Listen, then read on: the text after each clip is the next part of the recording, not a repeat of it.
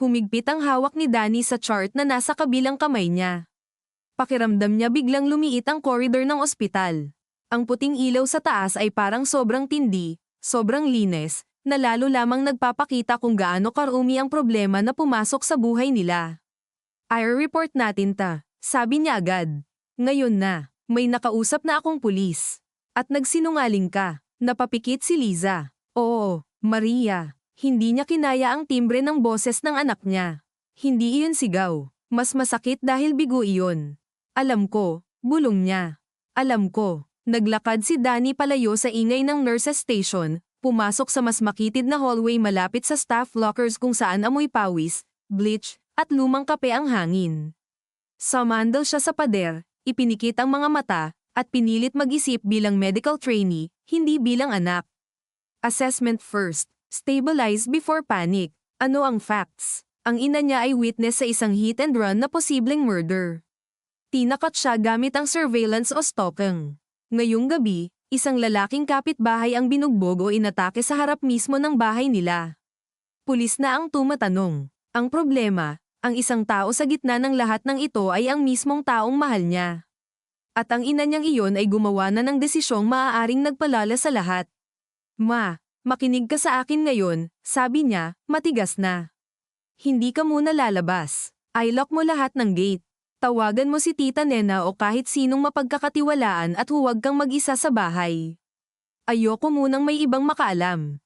Hindi na pwedeng hiya ang pair alin mo ngayon. Tumama iyon ng diretso kay Liza. Hiya. Ilang beses na ba siyang napahamak dahil doon?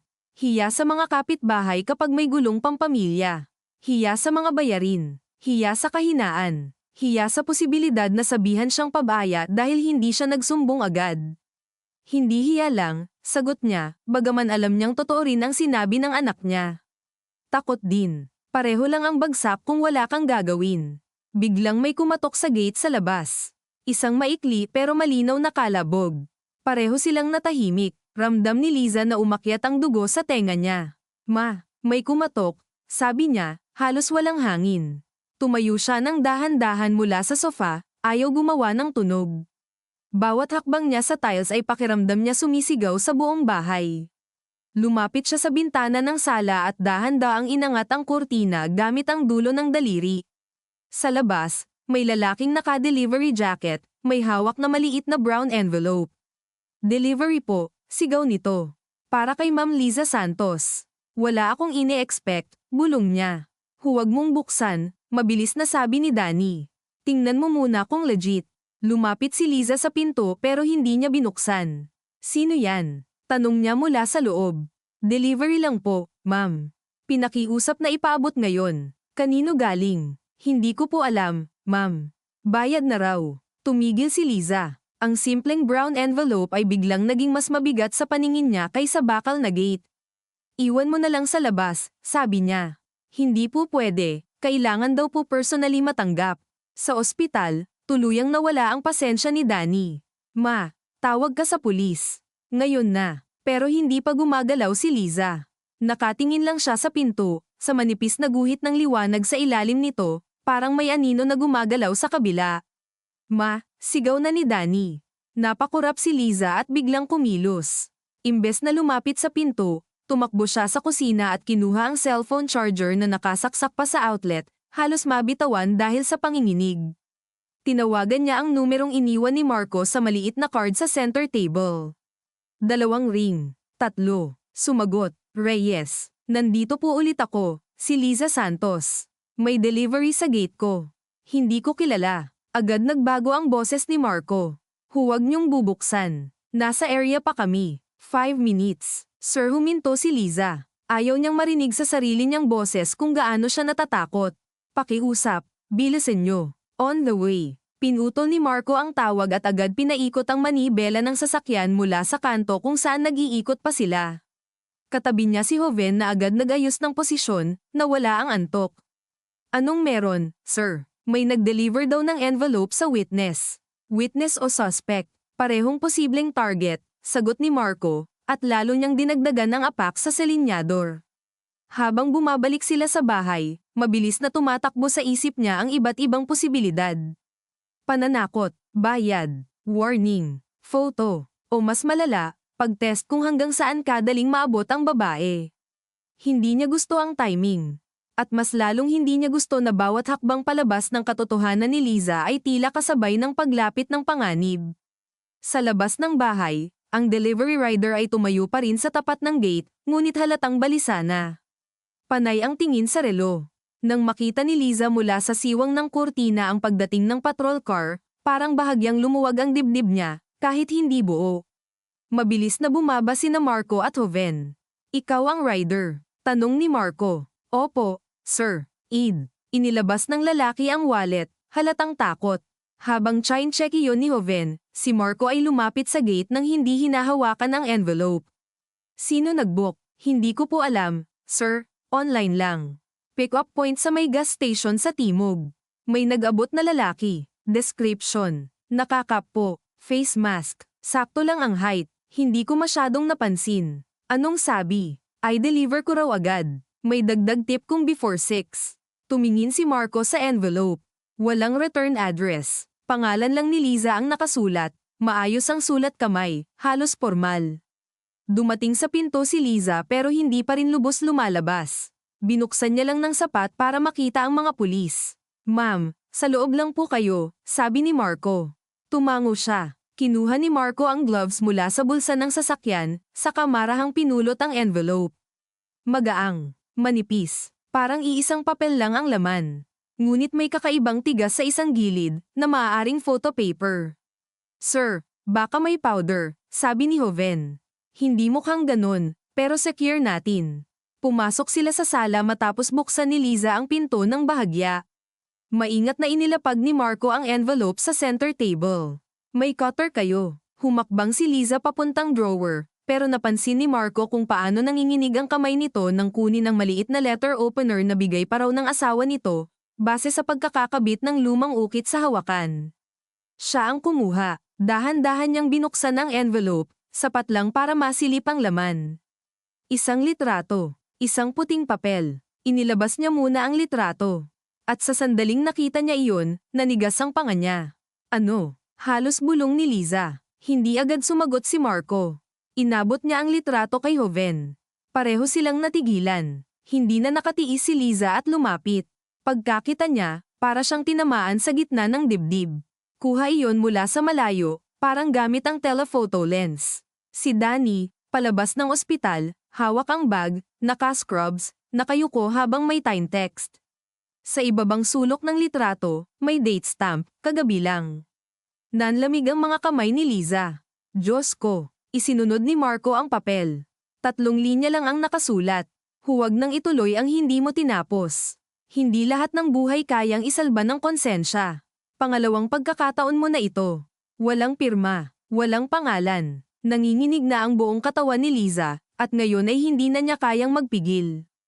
Umupo siya sa sofa ng biglaan, parang binunot ang tuhod niya. Pinisil niya ang bibig gamit ang palad para huwag tuluyang mapasigaw. Sir, sabi ni Marco, mas mababa ang boses. Kailangan niyo nang sabihin sa akin ang lahat. Hindi na siya nakatingin sa kanya bilang posibleng pasikot-sikot na witness. Hindi na rin siya nakatingin sa kanya bilang karaniwang resource person lang. Ang tingin niya ngayon ay sa isang inang alam niyang paputok na kung pipilitin pang dalhin mag-isa ang takot. Nakatitig si Liza sa litrato ng anak niya. Ang nurse's station, ang fluorescent light, ang pagod sa mga balikat ni Danny, lahat malinaw sa kuha. Ibig sabihin totoo. Hindi iyon isang lumang larawan. Hindi bluff. May tumingin. May sumunod. May naglaan ng oras para ipaalam sa kanilang kaya pa rin silang abutin. Dahan-daang ibinaba ni Liza ang kamay niya mula sa bibig. Basa ang palad niya sa pawis at luha na hindi niya namalayang tumulo na pala.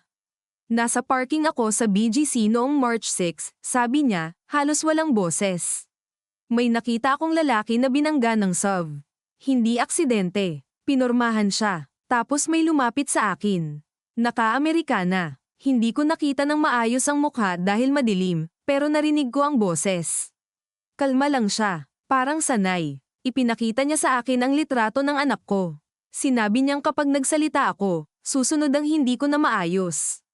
Tahimik si Marco. Hindi siya sumingit. Sa tabi niya, si Joven ay bahagyang umurong, Marahil unang beses makakita ng witness statement na lumalabas sa ganitong paraan, hindi sa presinto kundi sa sala ng isang bahay na amoy malamig na kape at natuyong takot. Bakit si Mang Ernesto? Mahinang tanong ni Liza, at doon unang lumabas ang guilt na pinakamatagal niyang kinandado. Anong kinalaman niya rito? Bakit parang sa bahay ko nangyari? Pinagmasdan siya ni Marco. Hindi pa niya alam ang buong sagot, pero may isang posibilidad na mabigat at malinaw. Baka wala siyang kinalaman, sabi niya. Baka mensahe lang siya. Mas masakit iyon kaysa kung may personal na atraso si Mang Ernesto. Dahil kung mensahe lang ang isang buhay, gaano kadaling mabura ang susunod? Kumunat ang mukha ni Liza. Kasalanan ko ba ta? Walang mabilis na sagot si Marco para dyan. Dahil ang totoo, may mga kasalanang hindi tuwirang ikaw ang gumawa pero ikaw ang piniling pagbayarin. May mga katahimikang akala mo protection, pero naging daan lang para manggahas ang mas malakas. Umupo siya sa tapat ni Liza at ibinaba ang boses. Hindi kayo may gawa, pero may mga desisyong may presyo. At ngayon naniningil na sila. Pumikit si Liza, at sa unang pagkakataon mula nang magsimula ang gabing ito, hindi na niya sinubukang pigilan ang luha. Unti-unting pamatak ang mga luha niya sa palda, maliliit muna, saka mas mabibigat, at wala na siyang lakas para panasan ang mga iyon dahil sa unang pagkakataon sa loob ng maraming araw ay hindi na simpleng takot ang nararamdaman niya kundi pagguho, iyong klaseng pagod na hindi sa katawan nagsisimula kundi sa konsensya, sa paulit-ulit na pagtatanong sa sarili kung saan ba siya nagkulang bilang ina, bilang tao, bilang kapitbahay na ngayon ay may lalaking nakikipaglaban para mabuhay dahil ginawang babala ang harap ng bahay niya. Sa kusina, may tumutulong mahinang singaw mula sa nakalimutang takor, at ang tunog niyon ay kakaibang nakakabaliw sa katahimikan ng sala, parang may bumubulong na huli na ang lahat kahit hindi pa naman. Tumayo si Marco at pinatay ang apoy sa kalan, saka bumalik sa sala na mas mabagal ang mga hakbang, parang ayaw niyang biglain ang anumang manipis na pader ng pagpipigil na natitira kay Liza. Ma'am, sabi niya, maingat, kailangan nating ayusin ang sequence. Hindi pwedeng putol-putol. Kahit masakit, kailangan malinaw. Tumango si Liza, pero hindi pa rin tumitingin. Nakatanim lang ang mata niya sa litrato ni Danny sa mesa, na para bang kapag hindi siya tumingin doon ay may mangyayari sa anak niya. Nasa BGC ka dahil saan? Tanong ni Marco. Pinunasan ni Liza ang ilong niya gamit ang likod ng kamay, nahihiya sa sarili niyang itsura, ngunit mas malaki ang hiya niya sa katotohanang nasa yugtong ito na sila. May client meeting ako noon sa may office tower, sagot niya. Freelance accounting work, naghahabol ako ng collection. Natagalan dahil paulit-ulit silang may pinapapirma. Anong oras ka bumaba sa parking? Mga 10:00 pasado, siguro mga 10:15. Wala na masyadong tao, may iilang sasakyan na lang. Habang nagsasalita siya, unti-unting bumabalik ang bawat detalye. At sa pagbabalik ng mga ito ay parang muli siyang ibinabalik sa basement na iyunang malamig na amoy ng semento at usok, ang puting ilaw na nangingitim sa dulo ng bawat hanay ng kotse, ang tunog ng sapatos niya na echo ng echo habang bitbit ang bag at nakasuksok sa kilikili ang brown envelope ng mga resibo. Hindi niya gusto ang parking na iyon noon pa man. Masyadong malinis, masyadong mahal ang mga sasakyan, masyadong tahimik na parang hindi para sa mga katulad niyang kailangang mag-compute kung magkano ang parking fee bago pa umalis ng building. May nakita ka agad? Umiling siya. May narinig muna akong dalawang lalaki na nag-uusap. Hindi ko agad inintindi. Akala ko business lang. Pero may tono na hindi normal. Iyong tipong pigil na galit. Hindi sumisigaw pero may puwersa. Anong sinabi? Napapikit siya, pinipilit alalahanin. May narinig akong hindi pwedeng bawiin mo ngayon. Tapos may sumagot na, hindi mo nahawak ta. Hindi ko matandaan lahat, malayo ako, at may halong echo. Mabilis na nagsulat si Joven sa notepad, pero si Marco ay nakatingin lang kay Liza, sinusukat ang pagitan ng mga salita nito, ang mga lugar na pinipili niyang daanan at iwasan. Pagkatapos, may tumakbo. Mabilis niyang sinabi iyon, na parang kapag pinabagal pa niya ay baka muling tumama sa kanya ang mismong eksena. Isang lalaki, mula sa kabilang hanay ng sasakyan. Hindi ko makita ang mukha niya. Tapos may sub na humandar ng sobrang bilis sa ramp side. Hindi siya biglang nawalan ng kontrol. Dumiretso siya. Napakuyong si Marco sa hita niya. So sinasadya. Oo, mahina ang sagot, pero malinaw. Narinig ko ang tunog. Iyong bangga, hindi ko makalimutan iyon. Sandaling walang nagsalita. Ang electric fan sa sulok ay umiikot ng mabagal, hindi sapat para palamigin ang silid, pero sapat para kumaluskos ng mahina ang papel sa mesa. At pagkatapos ng bangga, tanong ni Marco, napaatras ako. Hindi ko alam kung lalapit ba ako o tatakbo. Tapos may lumapit sa akin mula sa kaliwa. Muli niyang kinagat ang loob ng pisngi. Iyong lalaking naka-Amerikana. Hindi ko alam kung galing ba siya sa likod ng poste o sadyang hindi ko lang siya napansin kanina. Parang bigla na lang siyang naroon. Anong itsura? Katamtaman ang height, malinis manamit, hindi payat, hindi rin malaki. May cap, may mask, pero ang sapatos. Napatingin siya sa sahig, sa piraso ng memorya na unti-unting nagiging buo. Make and tab, hindi bago, pero mamahalin. At nang gumalaw siya, parang may bahagyang pilay o bigat sa kanan. Hindi ko alam kung tama ang alaala ko. Boses, kalma. Hindi paus, hindi matinis. Iyong tipo na pwedeng corporate, pwedeng politiko, pwedeng abogado, pwedeng kahit sino na sanay utusan ng ibang tao. Naramdaman ni Marco ang maliit na paggalaw sa batok niya. Hindi pa ito sapat para bumuo ng pangalan, pero sapat para patindihin ang kutob na hindi lang ito basta road rage. At ipinakita niya ang litrato ni Danny. Oo, sa screen lang. O pinadala niya rin sa iyo. Screen lang noon. Napatingin si Marco sa envelope at sa bagong litrato ng anak niya. Ibig sabihin may access sila noon pa. Oo, bumigat lalo ang dibdib ni Liza sa pagsambit na iyon. Minsan kasi mas madaling mabuhay sa takot kapag hindi mo ito binibigyan ng formal na hugis. Ngunit sa bawat direktang pagtatanong ni Marco, ang takot ay nagkakaroon ng pangalan, timeline, paraan. Mas totoo, mas nakakahiya. Bakit hindi kayo pumunta sa pulis nang hindi na lang ninyo isinama ang pangalan ng anak ninyo? Tanong ni Joven, marahan lang, pero hindi naiwasang may bahid ng pagtataka. Mabilis na tumingin si Marco sa kasama, na para bang pinapahinay ang tono, ngunit si Liza mismo ang sumagot. Kasi kahit hindi ko sabihin ang pangalan niya, alam kong alam na nila kung sino siya. Napatingin si Joven sa ibaba, napahiya sa sarili niyang tanong. Tumikim si Marco. May sinabi pa ba ang lalaki maliban sa pagbabanta? May isa pa. Humigpit ang kamay ni Liza sa braso ng sofa. Sinabi niya, pangalawang pagkakataon mo na ito. Akala ko noon pananakot lang. Pero nakasulat din sa sulat. Napakunot ang noo ni Marco. May naaalala ka bang naunang insidente? Wala. Ngunit nang sabihin niya iyon, may maliit na kurot sa gilid ng isip niya. Hindi agad alaala, kundi pakiramdam. Isang lumang pamilyaridad sa takot. Isang dating pagkakataon na pinili rin niyang manahimik para sa kapakanan ng iba. Ngunit bago niya iyon mahuli, tumunog ang cellphone ni Marco. Tumingin ito sa screen, saka agad sinagot. Reyes. Naging seryoso ang mukha niya pagkatapos ng ilang segundo. Kailan? Conscious. Sige, huwag muna kayong magpa-interview sa media. Papunta kami. Ibinaba niya ang tawag at tumingin kay Liza. Nagising saglit si Mang Ernesto sa Nagbanggit ng isang salita bago bumagsak ulit ang BP niya. Ang sikmura ni Liza ay biglang tila lumubog. Ano? Narinig daw ni Danny at ng nurse. Itim. Iyon lang. Biglang napatingin si Liza sa piraso ng itim na tela na inilagay ni Joven sa maliit na evidence pouch sa mesa. Walang nagsabi, ngunit sabay-sabay silang parehong nakatingin doon. Galing ba sa umatake? Bulong niya. Posible. O sa victim, dagdag ni Joven. Umiling si Marco. Less likely kung nasa ilalim ng kuko at may punit sa scene. Dahan-daang tumayo si Liza. Nararamdaman niya ang bahagyang pamamanhid ng mga paa niya. Iyong klaseng pakiramdam kapag matagal kang nakaupo sa posisyong hindi mo namamalayan na unti-unti ka nang nawawalan ng pakiramdam.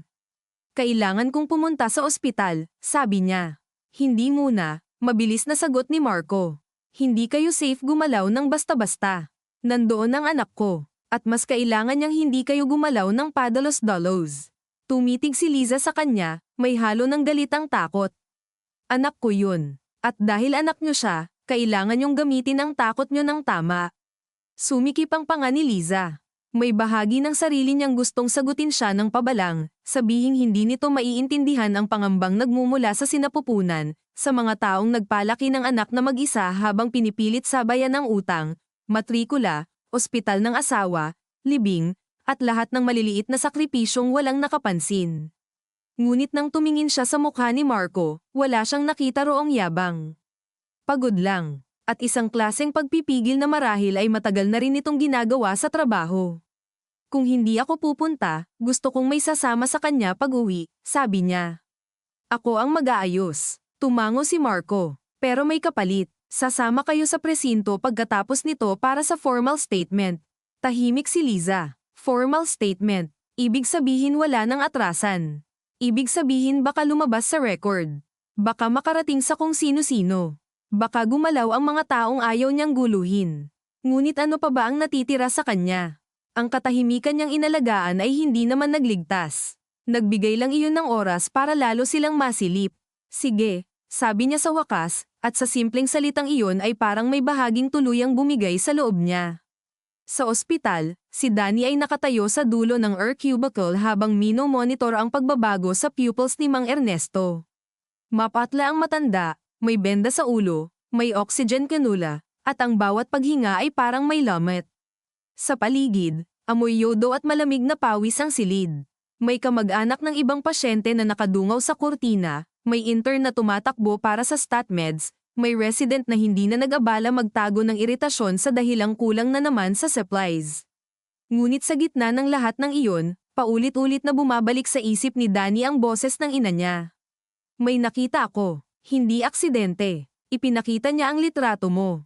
Para siyang tinatadtad ng dalawang magkaibang tungkulin ng isa, manatiling steady bilang bahagi ng medical team, ang isa, tumakbo pa uwi at i-check ang bawat kandado sa bahay nila gamit ang sariling kamay. Doc Danny, tawag ng nurse na si Mela, hingal. May 2 pulis daw na parating. Naghahanap sa pasyente. Sige, sagot niya. Pagdating nila, ako kakausap.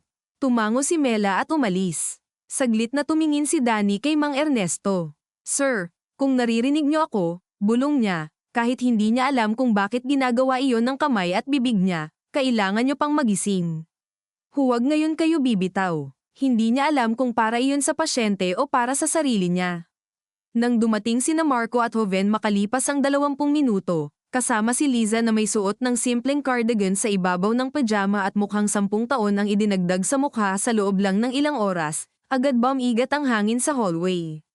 Si Danny ang unang nakakita sa kanila. Mabilis siyang lumapit, pero huminto rin pagkakita sa ina. Hindi sila agad nagyakap. Hindi sila iyong klaseng pamilya na humahagulgol sa public corridor nang walang pakialam sa ibang tumitingin. Pilipino silang sanay magtimpi sa harap ng tao, lalo na sa ospital. Pero ang paraan ng pagtingin nila sa isa't isa ay mas masakit pa sa anumang yakap. Bakit ka pumunta? Mahina pero madiing tanong ni Danny. Dahil hindi ko na kayang iwan ka sa mga litrato at sulat lang. Saglit na pumikit si Danny, saka huminga ng malalim. Pagkatapos nito, wala ka nang itatago sa akin. Oo, mabilis ang sagot ni Liza. At sa bilis nyo ay kitang-kita ni Danny na seryoso na nga ang ina. Lumapit si Marco. May chance ba na makausap ulit ang pasyente? Unstable pa rin, sagot ni Danny. Automatikong profesional ang tono kahit nanginginig ang mga daliri niya sa loob ng bulsa ng scrubs. Nagkaroon siya ng brief response kanina. Hindi guaranteed mauulit. Kapag nagising ulit, kailangan naming malaman kung may nakita siya. At kung mapapahamak siya sa pagsasalita. Sumingit ang tanong ni Liza. Napatingin sa kanya si Marco. Mapapahamak siya kahit hindi siya magsalita kung pareho tayo nang iniisip tungkol sa mga taong ito. Hindi nakasagot si Liza. Dahil totoo iyon. Sa dulo ng hallway, may dumating na lalaking nakapolo at slacks, may dalang tumbler at may pagod na mukha ng taong kababalik lang mula sa biyahe. Nena, tawag ni Liza, bahagyang gulat. Lumapit ito agad, ang bunso niyang kapatid, mas bata ng 5 taon, pero mas matigas magsalita at mas mabilis magdesisyon sa halos lahat ng bagay sa buhay. Tinawagan ako ni Danny, sabi nito, saka sinipat si Liza mula ulo hanggang paa. Mukha kang multo. Ano nang gulo? Hindi napigilan ni Liza ang bahagyang pag-igting ng balikat. Si Nena ang klaseng kapatid na mahal ka pero hindi ka kukonsintihin. Lumaki silang pareho sa bahay na mahigpit sa respeto at tahimik sa problema. Ngunit si Nena ang unang natutong lumaban pabalik. Si Liza ang natutong manahimik at magtiis. Pareho silang may sugat mula roon. Magkaiba lang ng naging paraan ng paghilom. Hindi ngayon, sabi ni Liza. Ngayon, sagot ni Nena, mahina pero matalim. Dahil kung may nananakot sa'yo at sa pamangkin ko, wala ka ng luxury na mamili ng timing. Umigting ang panga ni Liza. May hiya, may inis, at may isang maliit na bahagi ng kaluwagan dahil dumating ang kapatid niya at hindi niya kailangang akuin mag-isa ang timbang ng susunod na mga oras. Ngunit hindi pa siya makasagot dahil biglang nagkaroon ng commotion sa loob ng cubicle. Sir, can you hear me? Sigaw ni Mela. Agad gumalaw si Danny, tumakbo papasok. Sumunod ang doctor on duty. Mula sa labas ng kurtina, narinig nila ang mabilis na utos, ang kalansing ng stainless tray, ang tunog ng monitor na nagbabago ang pattern. Hindi na napigilan ni Aling Fe, na nasa dulo ng hallway, ang paglapit habang umiiyak, hawak ang rosaryo at paulit-ulit na sinasabi, Ernesto, huwag mo akong iwan. Tumayo si Marco sa pwestong pwedeng makita ang loob ng hindi nakakaistorbo. Sa isang kisap mata, naramdaman niyang ang lahat ng piraso ng kasong ito ang BGC, ang envelope, ang litrato ni Danny, ang itim na tela, ang takot ni Liza, ang pagsisinungaling, ang paggising ni Mang Ernesto ay parang nagsisiksikan sa iisang pinto, at hindi niya alam kung sino ang unang dudurugin kapag bumukas iyon. Sa loob, si Danny ay yumuko kay Mang Ernesto, hawak ang ilaw para sa pupils, habang ang matanda ay pilit nagbubukas ng mata, parang may binubuno mula sa ilalim ng malalim na tubig. Sir, tingin dito, sabi niya, steady ang boses kahit nagwawala ang loob. Dahan-daang gumalaw ang mga labi ni Mang Ernesto. Lumapit ang doktor. Anong sinasabi niya? Halos walang tunog, ngunit nakita ni Danny ang hugis ng bibig. 2 pantig, hindi itim ngayon. Iba, mas malinaw. Liza nanigas si Danny. Sa labas ng kurtina, tila huminto ang lahat sa iisang tibok ng puso. Sa labas ng kurtina, tila huminto ang lahat sa iisang tibok ng puso. Hindi agad huminga si Liza, parang kapag gumawa siya ng kahit maliit na galaw ay magiging mas totoo ang narinig ng lahat.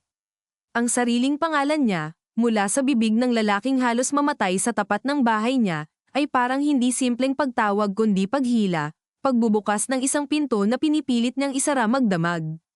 Anong sabi niya? Tanong ni Marco, mababa ngunit matalim, nakatingin kay Danny na nasa loob ng cubicle. Hindi agad sumagot si Danny. Nakayuko siya kay Mang Ernesto, pinapakiramdaman kung may lalabas pang salita, kung may susunod na pangalan, lugar, pahiwatig, anuman. Nanginginig ang talukap ng mata ng matanda, ang paghinga niya putol-putol, ang mga labi ay muling gumalaw ngunit hindi na bumuo ng malinaw na tunog.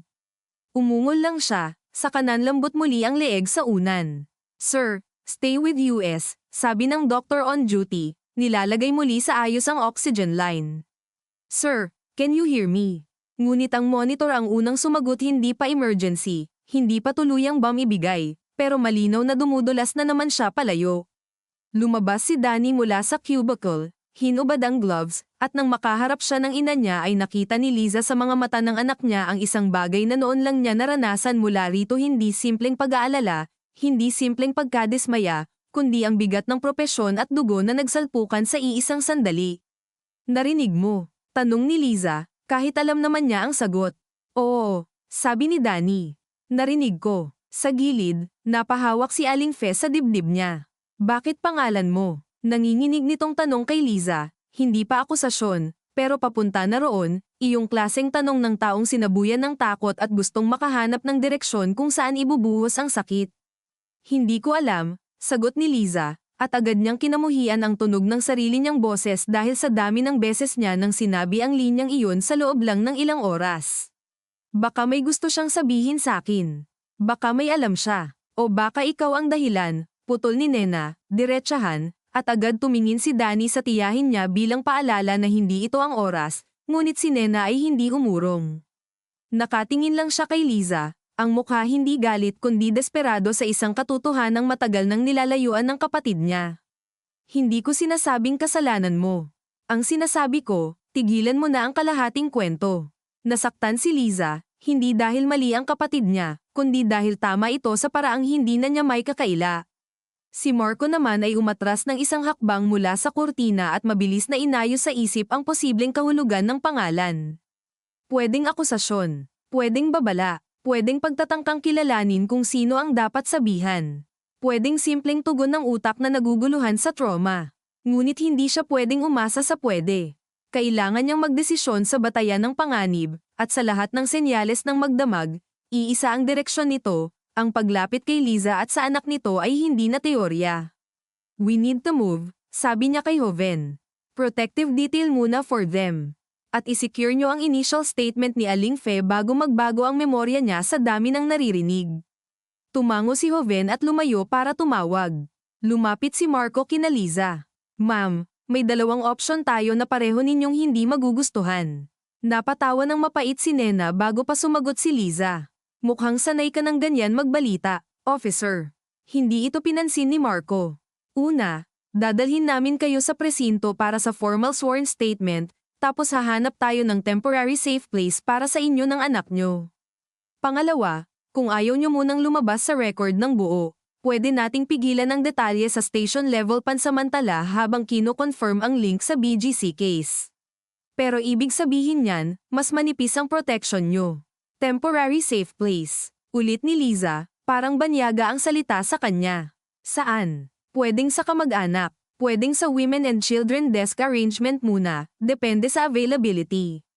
Pwedeng sa ibang subdivision kung may mapagkakatiwalaan. Hindi pwede sa bahay ni Tita Nena, biglang sabi ni Danny. Alam na nila ang apelyido natin. Madali nila siyang i-trace. Napatingin si Nena sa pamangkin niya, saka nagtaas ng kilay. Salamat sa tiwala, tita, hindi ganun. Alam ko, sagot ni Nena, pero may kurot. Tama ka rin naman. Sandaling napayuko si Liza. Kahit ang simpleng paghahanap ng matutuluyan ay may kasamang hiya. Sa kulturang kinalakhan niya, ang pag-alis ng bahay dahil sa banta ay parang pag-amin sa mga tao na may gulo kang hindi kayang hawakan. Hindi na iyon private shame lang.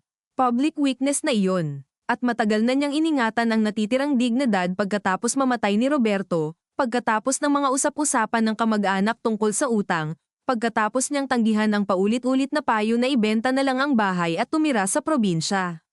Ang bahay na iyon ang huling ebidensya na may naitayo silang pamilya kahit papaano.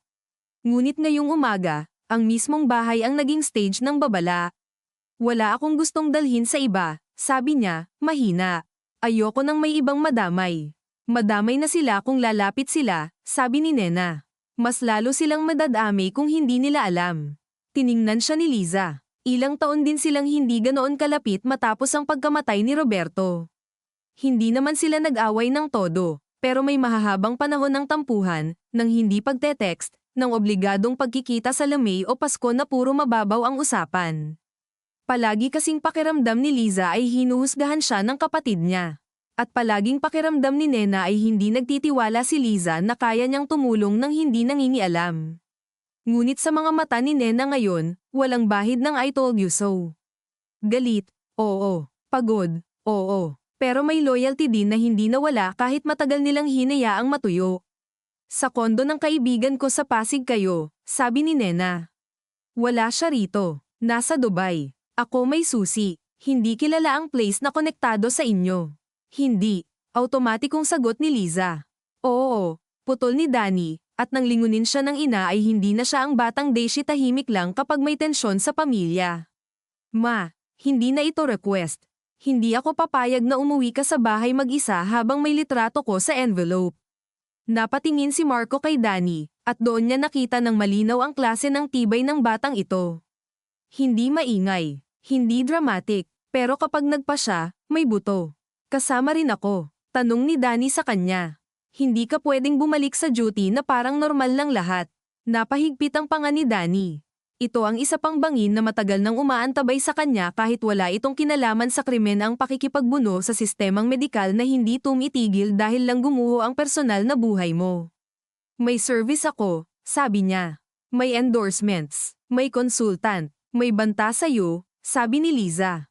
At may pasyente ako, balik ni Danny. Pero nang sabihin niya iyon ay parang sinaksak din niya ang sarili dahil alam niyang hindi iyon sapat na depensa laban sa litrato sa envelope.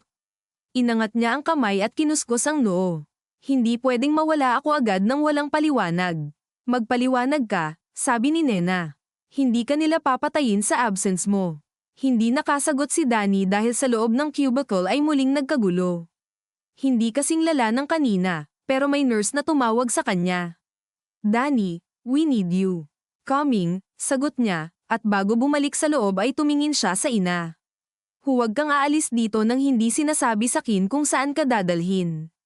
Tumango si Liza. Pagkapasok ni Danny, muling naiwan ang tatlo sa hallway na amoy antiseptic at pagod, habang sa labas ng glass doors ng ay sumisikat na ang araw sa parking lot, maputlang kahel na parang walang kinalaman sa lahat ng nangyayari sa loob.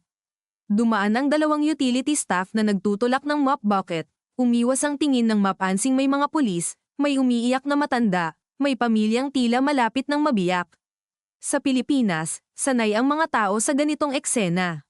Hindi ibig sabihin manhid. Ibig sabihin alam kung kailan tumingin at kailan kunwaring hindi nakakita. "Officer," sabi ni Aling Fe, pinipigilan ng hikbi. "Sabihin niyo sa akin ng diretso.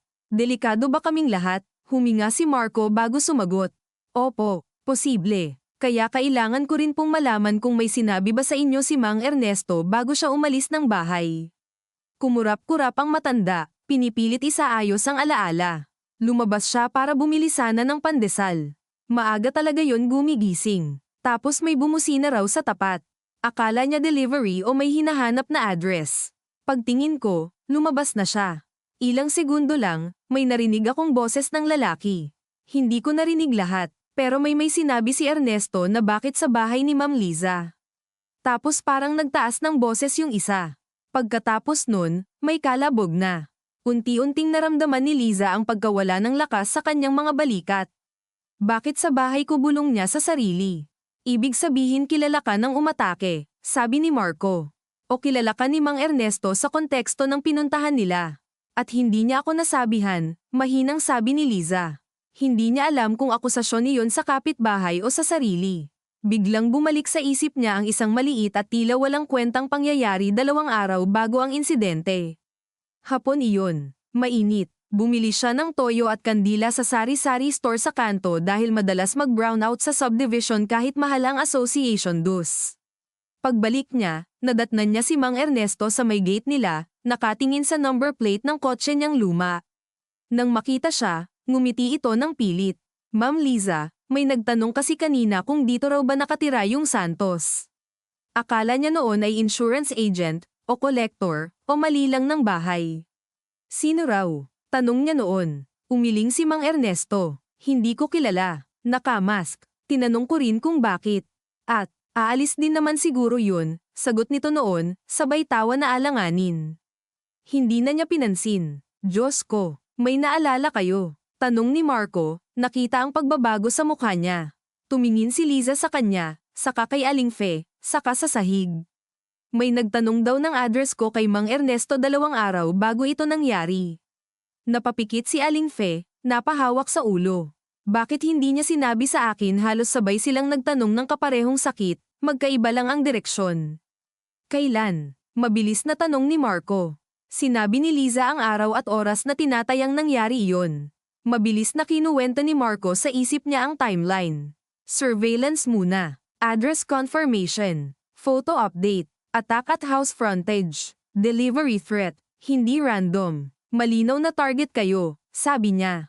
At si Mang Ernesto posibleng nadamay dahil may nakita o nasabi siyang hindi dapat sa paningin nila. Napaupo si Aling Fe sa plastic chair na parang biglang tumanda ng 10 taon. "Kami pa ang tahimik na tao rito, officer. Wala kaming kaaway. Namamasukan lang siya kung minsan sa gardening, kung minsan sa pag-aayos ng gate ng mayayaman sa kabila." Ganito pa humagulhol siya. Napaiwas si Liza ng tingin, dahil ang bawat luha ng matandang babae ay parang patak ng akusasyon sa balat niya kahit wala itong tahasang sinasabi. Naramdaman ni Nena ang pag-urong niya at marahang hinawakan ang siko nito. Hindi yakap, hindi drama. Isang simpleng paalala lang na may tao pa ring nakatayo sa tabi niya kahit nakakainis siya. "Makinig ka," bulong ni Nena. "Hindi ka na makakabawi sa pamamagitan ng pag-iyak lang. Kilos na ngayon." Tumango si Liza, at sa unang pagkakataon mula nang mag-umpisa ang lahat ay may bahagyang linaw na tumama sa isip niya, hindi pa solusyon, pero direksyon. Hindi niya na kayang piliin ang pinakakomportableng kasinungalingan. Kailangan niyang piliin ang pinakamasakit na katotohanan na may tsansang magligtas kahit may babasaging iba. Lumabas si Danny mula sa cubicle makalipas ang ilang minuto, mapatla na lalo sa ilalim ng fluorescent light. Stable ulit for now, sabi niya, pero kita sa mukha niyang pansamantala lang iyon. Nag-message na ako sa chief resident. Magre-relieve ako after handoff. Napatingin si Liza sa anak, may halong ginhawa at sakit. Sigurado ka? Hindi. Sagot ni Danny nang walang pag-aalinlangan. Pero gagawin ko pa rin. Tumango si Marco. Good. Pagkatapos ng handoff mo, diretso tayo sa station para sa statement ng nanay mo. Tapos ililipat ko kayo sa safe place. At ako, tanong ni Nena, sasama ako. Kung sasama kayo, possibility na ma-identify kayo as support contact, sabi ni Marco. Mas lalawak ang risk. Matagal nang malawak ang risk, sagot ni Nena. Ngayon lang natin pinangalanan. Hindi na siya kinontra ni Marco. Sa dulo ng hallway, may isang lalaking naka-business attire ang nakatayo sa may vending machine, may hawak na paper cup ng kape, tila ordinaryong bantay sa pasyente. Ngunit nang mapatingin si Marco sa direksyon nito, mabilis itong umiwas ng tingin at naglakad palayo. Hindi sigurado si Marco kung instinct lang iyon o red flag, pero sapat para kumirat ang batok niya. Joven, mahinang tawag niya. Yung naka-gray sa vending machine. Habulin mo. Casual lang. Mabilis na kumilos si Joven, pero pagdating nito sa glass doors ay wala na ang lalaki. Tanging ang bahagyang umuugong na elevator at ang mahinang amoy ng bagong bukas na 3-in-1 coffee ang naiwan.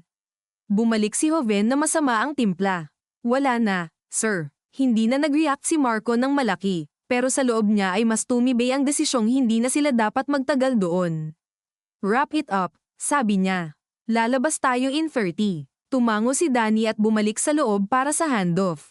Si Liza ay naupo muli, ang mga kamay magkayakap sa sarili niyang bag, habang pinapanood ang mga tao sa hallway na patuloy lang sa kani-kanilang gawain, parang may normalidad pa ring pwedeng balikan ang umagang ito. Ngunit alam niyang wala na. Kahit makalabas sila ng buhay sa susunod na mga araw, wala nang babalik sa dating anyo. Nasira na ang bahay bilang tahanan. Nasira na ang katahimikan bilang proteksyon. Nasira na rin ang paraan ng pagtingin ng anak niya sa kanya, hindi pagalit na tuluyan, pero may lamat na. At sa ilalim ng lahat, may isa pang sakit na hindi pa niya mabigyan ng buong pangalan, ang posibilidad na si Mang Ernesto, isang lalaking mabait lang at masipag, ay masaktan ng ganito dahil sa mga taong humahanap sa kanya habang siya naman ay piniling huwag magsalita. Huminga siya ng malalim, saka tumingin kay Marco. Pagdating sa presinto, sabi niya, ibibigay ko lahat ng maaalala ko. Kahit mukha, boses, oras, lahat. Hindi na ako titigil sa gitna. Sandaling pinagmasdan siya ni Marco, parang tinitiyak na hindi ito isa na namang pangakong uurungan sa harap ng unang hiya o takot. Nang makita niyang hindi na umiilag ang tingin ni Liza, tumango siya. Mabuti, kasi simula ngayon, bawat detalye pwedeng maging dahilan para may mabuhay o may tuluyang mawala. Walang nakasagot doon. Dahil alam nilang lahat na totoo iyon, at dahil sa unang pagkakataon, handa na silang umalis hindi para tumakas, kundi para harapin ang presyo ng huli ng katotohanan.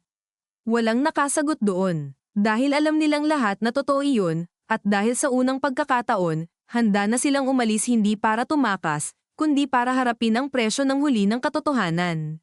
Makalipas ang halos isang oras, nasa isang maliit na conference room sila sa presinto sa kamuning na amoy lumang papel, instant coffee, at pinunasan pero hindi kailanman tuluyang luminous na kahoy. May fluorescent light sa taas na paminsan-minsay kumikislap ng bahagya, sapat para lalong mapagod ang mata. Sa dingding ay may kupas na poster tungkol sa Women and Children Protection, isa pang may listahan ng hotline numbers, at sa sulok ay may electric fan na kumakalansing sa bawat ikot na parang may reklamo sa pagtanda nito. Umupo si Liza sa harap ng recorder, ang dalawang kamay magkasalikop sa mesa, nangingitim ang ilalim ng mga mata, ngunit tuwid ang likod na para bang iyon na lang ang natitirang paraan para hindi siya tuluyang gumuho. Sa kanan niya si Danny, bagong palet ng damit mula sa extra scrub sa locker, nakapusod ng mas mahigpit kaysa dati, ang mukha walang makeup at walang pagtatangkang itago ang puyat o takot. Sa kaliwa niya si Nena, nakakross ang mga braso, nakatitig sa salamin ng observation window na para bang kahit anong oras ay may sisilip mula roon na ayaw niyang maunahan. Sa tapat nila, si Marco ay may hawak na case folder, ang recorder nasa gitna, Ang boses mas formal na ngayon ngunit hindi malamig. For the record, sabi niya, this is the sworn supplemental statement of Liza Santos regarding the incident witnessed in BGC on March 6 and the subsequent assault on Ernesto Valdez on March 20.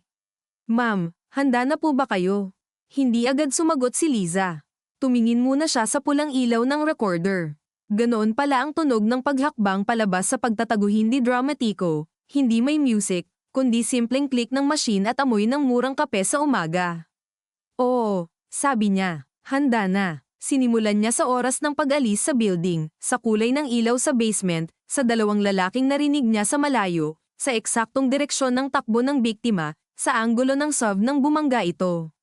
Bawat detalye ay kinuha ni Marco, binalikan, pinahimay. Ilang metro ang layo ninyo? Mas mababa sa 10, tingin ko. Nakita ninyo ba ang plate number? Hindi buo, may 3 numero yata sa dulo, 7, 1. Tapos parang 9 o 4. Hindi ako sigurado. Anong kulay? Itim o sobrang dark gray? Pero sa basement light, halos itim. At ang lalaking lumapit. Dito muling kumapit ang mga daliri ni Liza sa isa't isa. Suminghap siya ng mababaw. May amoy siya. Napatingin si Marco. Anong amoy? Hindi pa bango lang. Parang mamahaling aftershave na may halong yosi. Hindi amoy ng kargador. Hindi amoy ng ordinaryong tambay. Pero hindi rin fresh. Para siyang galing sa mahabang araw ng meeting tapos nagyosi sa labas bago bumaba sa parking. At sinabi niyang pangalawang pagkakataon mo na ito. Oo, sa tingin niyo, ano ang ibig sabihin niya? Dahan-daang gumalaw ang mata ni Liza patungo sa salamin sa observation window, pero hindi niya naman nakikita ang nasa likod niyon.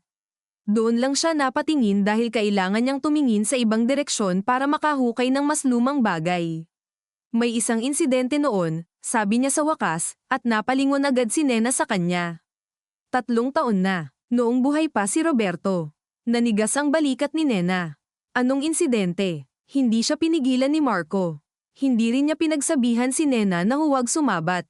Alam niyang minsan ang mas malalalim na detalye ay lumalabas lang kapag may personal na tinig na humihila. Nasa City Hall ako noon para sa papeles ng lupa, sabi ni Liza, mabagal, para bang bawat salita ay galing sa ilalim ng isang mabigat na ball. May lalaking lumabas sa opisina, may kasamang fixer yata o staff, hindi ko alam. Narinig kong may inabot na sobra. Malaki, hindi ko naman pinansin. Pero pagdaan ko sa hallway, may humabol sa akin na babaeng umiiyak. Sinabi niya, Ma'am, nakita niyo ba? Saksi kayo. Hindi ko siya pinansin. Umuwi ako. Hindi na siya tumingin kan inuman. Kinabukasan, nabalitaan ko na lang na nawala siya sa trabaho. Tapos may kumalat na chismis na nagnakaw raw. Hindi ko alam kung totoo. Hindi ko na sinundan. Pero sa tingin ko baka iyon ang tinutukoy. Bakit hindi mo ito sinabi kahit kanino? Tanong ni Nena, hindi galit ang tono, mas masakit dahil puro pagkadismaya at pangungulila lang. Kasi pagod na ako noon, bulong ni Liza. May chemo si Roberto. Kulang ang pera. May tuition si Danny. Hindi ko kinaya na makisawsaw sa isa pang laban na hindi ko alam kung kaya naming panindigan. Biglang bumigat ang silid. Walang nagsalita agad, dahil walang madaling moral lesson sa sagot na iyon. Totoo ang pagkukulang. Totoo rin ang desperasyon na pinanggalingan nito. Sa Pilipinas, ang kabutihan ay madalas may kasamang presyo na hindi abstract. Pamasahe iyon. Oras sa ospital. Isang araw na hindi ka makakapasok sa trabaho. Panganib sa pamilya. Kaya maraming tamang tao ang natututong manahimik hindi dahil masama sila, kundi dahil pagod na silang maubos. May pangalan ba kayong narinig noon? Mahinang tanong ni Marco. May apelyido. Vera. Napatingin si Marco sa notes niya. Sa file ng BGC victim na nakuha niya 2 araw na ang nakalipas, may business alias na lumutang sa financial trail ng biktima, isang shell firm na konektado sa pangalang Vera Holdings. Hindi pa buo ang link, pero naroon. Dahan-dahan niyang ibinaba ang ballpen. Ma'am, ang lalaking namatay sa BGC ay si Adrian Vera. Namutla si Liza. Kahit hindi niya nakita ang mukha noon, ang apelyido lang ay sapat ng kumalanseng sa loob niya. At may lead kami, dagdag ni Marco, na may internal dispute sa family assets nila at sa ilang city contracts. Hindi ko pa pwedeng ilagay lahat sa statement na ito hanggat hindi confirmed. Pero ang pangalan niyo na lumitaw sa dalawang magkaibang pagkakataon ay hindi na aksidente. Tumingin si Danny sa ina niyang tila unti-unting binubuo ng mga lumang desisyon ang bagong gulo. Ibig mong sabihin, sabi niya, mahina, matagal ka nang nakasingit sa kwento nila nang hindi mo alam. O nang ayaw kong alamin, sagot ni Liza, at iyon marahil ang pinakatapat na nasabi niya sa buong magdamag. Nagpatuloy ang statement ng higit isang oras. Inilarawan ni Liza ang brown envelope, ang litrato ni Danny, ang boses sa parking, ang sinabi ni Mang Ernesto noon tungkol sa lalaking nagtanong ng address. Inilarawan ni Danny ang mga salitang sinabi ng biktima sa Isinulat ni Nena ang alibay at logistics ng kondo sa Pasig. Pagkatapos ng pirmahan, nang tuluyan ng mapatay ang recorder, sakalang bumigat ang katahimikan. Hindi na sila simpleng takot. Documented na sila. May record na. May pirma. May laban. Oo, ngunit may resibo na rin ng kanilang paglabas sa dilim. May isa pa, sabi ni Marco, binubuksan ng manipis na folder sa gilid. Noong pinasuri ko ang piraso ng itim na tela, mabilisang lab check lang, may industrial grease at fiberglass residue. Hindi pangkaraniwang tela, galing sa tactical glove o heavy vehicle workwear. So hired muscle? Tanong ni Nena. Posible, pero mas importante ang isang lumabas sa trace. Inilapag niya ang printed photo mula sa CCTV enhancement.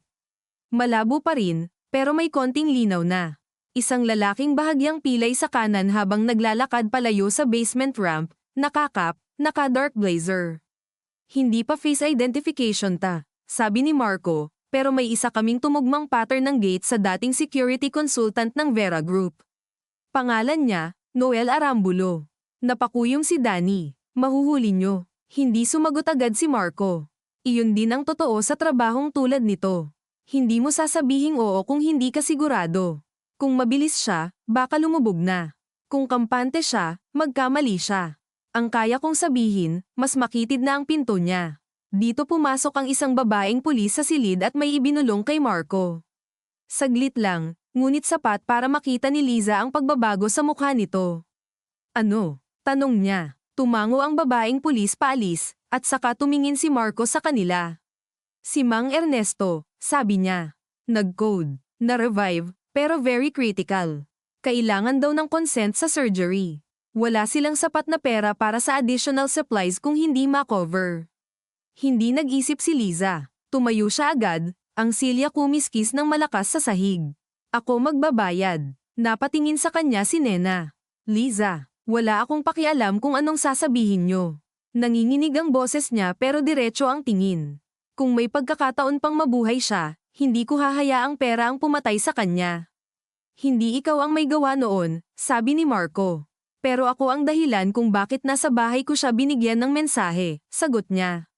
At kahit hindi ninyo sabihin, alam kong iyon ang bitbit ko habang buhay. Walang pumihil sa kanya. Sa ospital muli, ang koridor ay mas maliwanag na ngayon ngunit mas masakit sa mata dahil wala nang anumang pwedeng itago ang umaga. Habang nagmamadali silang bumalik, naririnig ni Liza ang tunog ng sariling tsinelas na napalitan ng sapatos ni Nena, dahil naisip nitong hindi siya pwedeng magmukhang galing sa gumuho ng bahay kapag humaharap sa bilang at consent forms. Ang maliit na bagay na iyon ay biglang nakasakit sa kanya ang kapatid niyang matagal niyang iniiwasan ang siyang nag-abot ng praktikal na awa na hindi kailangang ipaliwanag. Pagdating sa surgical desk, nadatnan nila si Aling Fe na halos hindi na makahawak ng ballpen sa sobrang panginginig. Ma'am, sabi ni Liza, marahang hawak ang kamay nito. Pipirma tayo. Ako ang sisigat sa kulang. Napatingin sa kanya ang matanda, ang mukha wasak sa puyat at iyak. May ilang segundo ng malinis na sakit sa pagitan nila, iyong klase ng tingin ng dalawang babae na parehong alam na wala nang maibabalik sa dati. Bakit mo gagawin yan? Tanong ni Aling Fe. Hindi agad sumagot si Liza. Maraming pwedeng sabihin. Dahil konsensya. Dahil utang na loob. Dahil kasalanan ng katahimikan. Ngunit sa dulo, mas simple ang lumabas. Kasi hindi ko na kayang manood lang ulit. Napayuko si Aling Fe, saka tumango. Sama-sama silang pumirma. Sa operating room doors, tumigil ang stretcher ni Mang Ernesto bago siya tuluyang ipasok. Saglit na nagmulat ang matanda. Halos hindi ka panipaniwala. Si Danny, na nasa gilid para sa endorsement bago tuluyang mag-relieve, ay lumapit. Sir, Mahinang tawag niya. Umikot ng bahagya ang mata ni Mang Ernesto, tila naghahanap, hanggang kay Liza tumigil. Muling gumalaw ang labi nito. Lumapit si Liza, halos madikit ang tainga. Isang bulong, basag, ngunit malinaw, hindi ikaw, anak mo. Nanigas si Liza. Anong ibig mong sabihin? Ngunit ipininasok na siya ng OR-team. Nagsara ang pinto. Naiwan ang 6 na salita sa hangin na mas mabigat kaysa anumang dokumentong pinirmahan nila sa presinto. Hindi ikaw, anak mo. Napatingin si Liza kay Danny, at unang beses niyang naramdaman ang ibang uri ng takot, hindi na dahil witness siya, kundi dahil baka may mas sentrong papel ang anak niya nang hindi nila alam. May alam ka bang hindi mo sinasabi sa akin? Tanong niya, biglang tuyo ang lalamunan. Nasaktan si Danny sa tanong, halatang halata. Ako, ma, buong gabi akong humihinga lang sa gulo mo.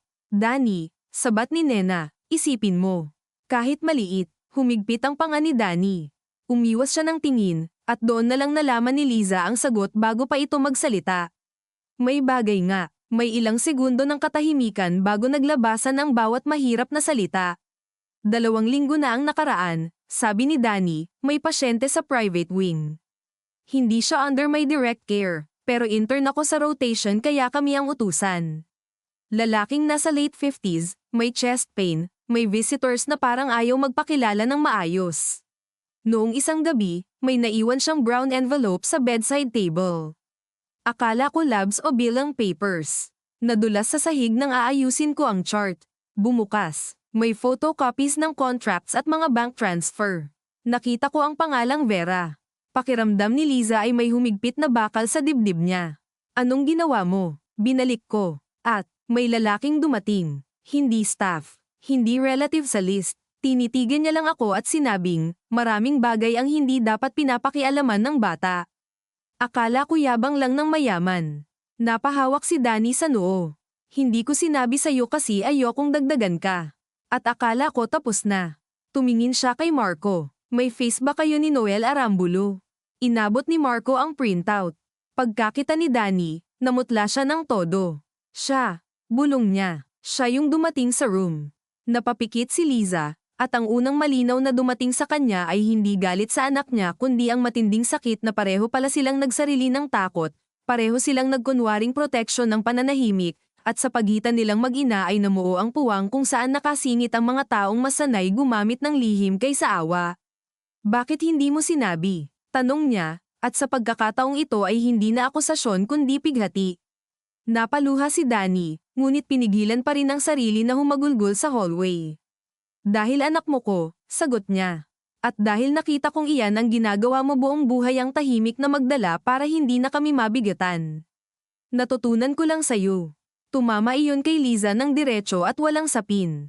Napahawak siya sa dibdib, hindi sa sakit ng katawan kundi sa kahihiyang ganoon pala ang naipamana niya. Hindi lakas, hindi tapang, kundi sanay na pag-iisa sa pasanin. Dahan-dahan siyang lumapit sa anak niya. Ilang segundo silang magkaharap, parehong basag, parehong ayaw gumawa ng eksena sa pampublikong hallway ngunit parehong hindi na kayang magpanggap. Hinawakan ni Liza ang magkabilang pisngi ni Danny gamit ang nanginginig niyang mga kamay. Patawad, bulong niya. Sa lahat ng paraang tinuruan kitang manahimik. Umiyak si Danny ng tahimik, ang luha tuloy-tuloy ngunit walang tunog. Hindi mo kasalanan lahat, sagot niya. Pero hindi iyon sapat na pampalubag, at pareho nila iyong alam. Sa dulo ng hallway, lumapit si Marco dala ang bagong tawag mula sa station. May development, wala nang nagulat sa bigat ng boses niya. Na-pick up namin ang isang fixer na konektado sa City Hall records 3 years ago. Nang makita ang photo ni Noel, nagturo agad. Ang utos daw noon at ngayon ay parehong dumadaan sa isang pangalan Councilor Mateo Vera, kapatid ng namatay sa BGC. Napailing si Nena, politiko, acting councilor na lang, sabi ni Marco. At mukhang naghahabol ng damage control pagkatapos ng pagkamatay ng kapatid. So tapos na, tanong ni Aling Fe mula sa upuan, halos pabulong, parang natatakot sa pag-asang baka mapahiya lang ulit. Matagal bago sumagot si Marco, at pinili niyang maging tapat. Hindi, pero mas exposed na siya. At kung may maibigay pang direct identification si Danny at kung mabuhay si Mang Ernesto, mas lalaki ang kaso.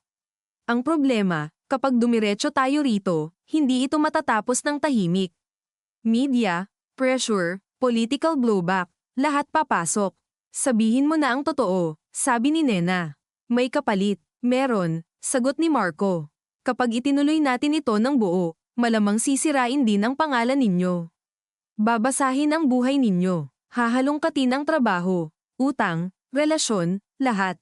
Hindi sila lalaban ng malinis. Tahimik ang lahat, ito na ang tunay na ending na walang linis. Hindi simpleng hulihan ng masama, kundi tanong kung hanggang saan ka papayag kalasin ang sarili mong pamilya para may ibang hindi na masagasaan, hindi na mabugbog, hindi na matahimik. Tumingin si Liza kay Danny. Tumingin si Danny kay Nena. Tumingin si Nena kay Aling Fe, na may kamay sa rosaryo at mukhang wala nang natitira kundi pag-asa at pagod. Sa likod ng operating room doors, may lalaking nakikipaglaban pa rin dahil sa gabing pinili ng ibang tao ang kapangyarihan kaysa konsensya. Ituloy, sabi ni Liza. Hindi malakas, pero hindi nanginginig. Kahit anong ikalat nila, kahit ikahiya namin sa barangay, kahit may kamag-anak na manghusga. Pagod na akong magbayad ng tahimik. Napatingin si Danny sa kanya, at bagaman hindi na maibabalik ang tiwalang nabitak, may bago namang bagay na dahan-daang umusbong sa puwang nito, hindi kapayapaan, hindi pa, kundi ang posibilidad ng mas tapat na relasyon pagkatapos masunog ang luma. Ituloy natin, sabi rin ni Danny. Pero sabay na, tumango si Nena, at kapag may umatras, ako ang hihila pabalik. Sa unang pagkakataon buong umaga, napangiti si Marco, maliit lang, pagod, ngunit totoo. Sige, sabi niya, wala nang atrasan. Ilang oras pa ang lumipas. Dumating ang media van sa labas ng mas maaga kaysa gusto nila. Dumating ang tawag mula sa legal office. Dumating ang mensahe ng chief resident ni Danny na may halong concern at frustration sa emergency leave. Dumating ang mga text ng mga kapitbahay kay Liza na nagtatanong kung totoo bang may nangyaring gulo sa tapat ng bahay nila. Nagsimula nang kumalat ang unang alon ng consequence bago pa man mailabas ang opisyal na pangalan. At sa gitna ng pagragasa ng mga iyon, isang surgeon nang lumabas mula sa operating room, hinubad ang cap, at tumingin kay Aling Fe. Tumayo silang lahat, na-control namin ang bleeding, sabi ng surgeon. Pero critical pa rin. The next 24 hours will be decisive. Napaupo si Aling Fe at napaiyak muli. Pero sa pagkakataong ito may manipis na hibla ng pag-asa sa hikbi. Napatingin si Liza sa nakasarang pinto ng OR at hindi siya humingi ng kapatawaran mula sa Diyos o sa sinuman. Hindi pa siya karapat-dapat doon sa pakiramdam niya. Ang kaya lang niyang gawin ay manatili. Manatili sa ospital. Manatili sa statement. Manatili sa laban kahit dudungisan ang pangalan nila. Manatili sa harap ng anak niya nang hindi na nagtatago sa likod ng salitang basta. Lumapit si Danny at umupo sa tabi niya. Ilang segundo silang tahimik lang, magkatabi, kapwa nakatingin sa parehong pinto. Ma, sabi ni Danny sa huli, pagod na ang boses, kahit matapos ta, hindi agad magiging okay. Tumango si Liza. Alam ko, baka mas lalo pa nga tayong masira bago tayo makahinga. Alam ko rin. Dahan-daang hinanap ni Liza ang kamay ng anak niya sa pagitan nila. Hindi mahigpit, hindi pilit. Basta naroon lang. Pero sa susunod, bulong niya, sabihin mo sa akin. Kahit gaano kapangit, tumingin si Danny sa kamay nilang magkadikit, saka sa mukha ng ina niya na sa wakas ay wala ng kurtina ng pagiging matatag na walang bitak. Ikaw rin, sagot niya. Sa labas, tuluyan nang umakyat ang araw sa ibabaw ng syudad. Sa isang banda, may magsisimulang press briefing. Sa isa, may counselor na malamang naghahanda ng depensa at paninira. Sa isa pa, may bahay sa Quezon City na hindi na muna matutulugan ng payapa. Wala pang hustisya, wala pang kapayapaan, wala ring garantiya na mabubuhay si Mang Ernesto o na hindi sila muling hahabulin ng takot sa ibang anyo. Ngunit sa makitid na sandaling iyon sa malamig na hallway ng ospital, sa pagitan ng antiseptic at pagod, ng sirang tiwala at bagong paninindigan, may isang bagay na sa wakas ay tumigil sa pagtatago, ang katotohanan. At iyon ang simula ng presyong kailangan nilang bayaran ng sabay.